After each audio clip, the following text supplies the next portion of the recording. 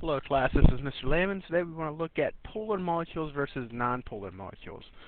Now that we talked about electronegativity and how we can determine bond type, once you figure out all the different bond types and label all the charges in the molecule, it's very important to understand whether a molecule is polar or nonpolar. So first let's take a look at polar molecules. And the general definition of polar molecules is that they're molecules that have oppositely charged ends. So you can look at it and say, hey, this is the positive end, and hey, this is the negative end.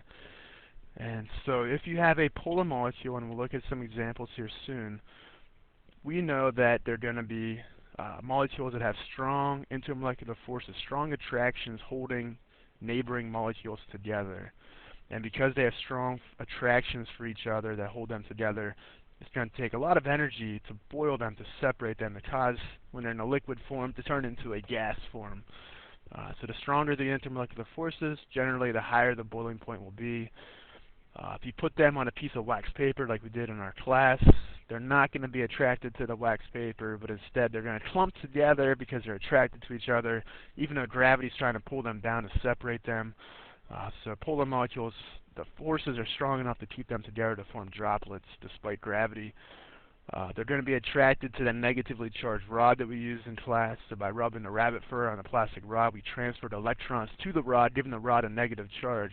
So polar things will attract to a charge. Polar molecules, looking at the structure, are asymmetrical. And polar molecules, when we draw arrows, and I'll show you how to do that, if not right now, in the next tutorial, polar molecules will have at least one dipole arrow left over. Alright, so if we look at some examples, water. Now water is very easy to mess up water. So remember, water contains oxygen. Oxygen has 6 valence electrons. And so once again, I told you to go in order, pretending that oxygen, all elements have 4 sides, and pair them up the second time through. Notice the 1 dot sides are next to each other, adjacent to each other, not across from each other. That's important. We add in the 2 hydrogens.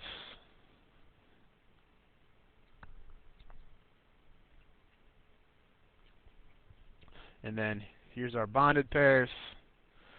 The oxygen is the bully here, so if we go back and compare the electronegativity values, hydrogen has a value, electronegativity value of 2.1, oxygen is 3.44. That's a difference of 1.34.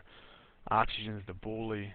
The electrons go towards the oxygen more time than not, so the oxygen gets the partial negative charge. Each hydrogen gets a partial positive charge because these 2 electrons being shared between oxygen and hydrogen are being pulled up towards the oxygen. So we draw an arrow showing which direction the electrons are being pulled. They're being pulled towards the one with the higher electronegativity. These 2 electrons in this bond are being pulled towards the oxygen. So we have an up arrow and a left arrow. We call these dipole arrows. Notice that they are not hitting head on or pulling away from each other, but instead they would build upon each other. They have a cumulative effect.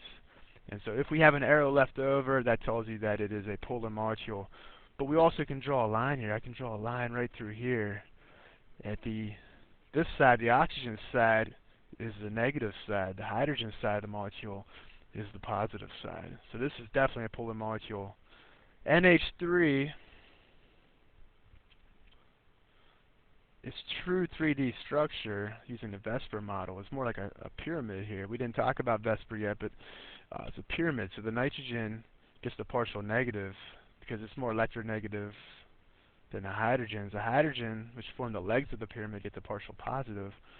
And so we see that the nitrogen end is a partial negative, hydrogen end partial positive. We see a lack of symmetry. So these are both signs that it's a polar molecule. So they would be attracted to each other and also fellow molecules of themselves.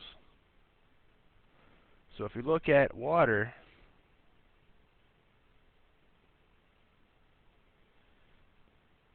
we say that water has strong intermolecular forces because if another water molecule came in, it would orient itself so that the negative oxygen end is next to the positive hydrogen end of the neighbor.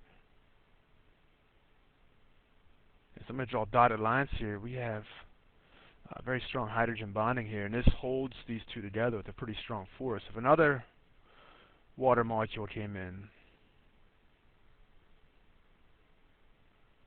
it would also orient itself so that the negative oxygen end is next to the positive hydrogen end. If another water molecule came in, And surrounded it up here, the positive hydrogen end would orient itself so that it was closest to the opposite charged side of the neighboring molecule. And so these are the strong intermolecular forces that hold it together. And that's why polar things will form droplets, polar things will attract to one another. That's why polar things will dissolve in water, because they're attracted to the water and will separate in the water. So strong, strong, strong intermolecular forces within polar molecules. On the other hand, nonpolar molecules are symmetrical. If there are dipole arrows, they will cancel out. Some will not have any arrows. They're very weakly attracted to one another, so it's very weak intermolecular forces, and so therefore it's easier to separate them and cause them to turn into a gas. So it takes less energy, a lower temperature to boil them compared to polar compounds. They're not going to attract to a charged rod because there's such weak forces holding them together. Gravity's going to pull them apart and flatten them out into a thin layer on a piece of wax paper, so they won't clump into a droplet. So if we look at an example of this, hexane in class, hexane is a relative of gasoline and propane. So hexane, 6-carbon chain.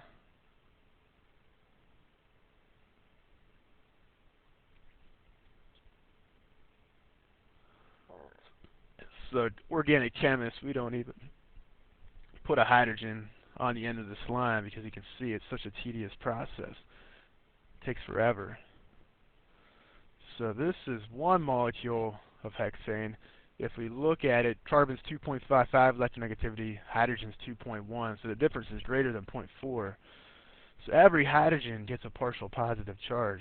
So I'm not going to label every single positive charge, but every single hydrogen is a partial positive. So this is nonpolar because every side has the same charge. So if another hexane molecule came in here,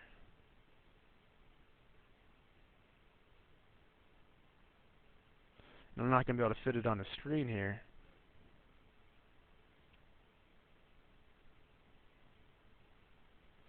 because everything's partially positive side, there's going to be no strong forces of attractions between it, because they're actually going to repel each other. Positive charge, they're going to want to try to get away from each other. So if they're not attracted to each other because they lack those opposite charge ends, we say that it has weak intermolecular forces. That is why polar things do not mix with nonpolar things. Polar things are going to attract to each other strongly because of those opposite charge ends. Polar things will not attract to things like oil, things like gasoline, because they don't have those opposite charge ends. Alright, so that is it for our tutorial. Hopefully this helps you out.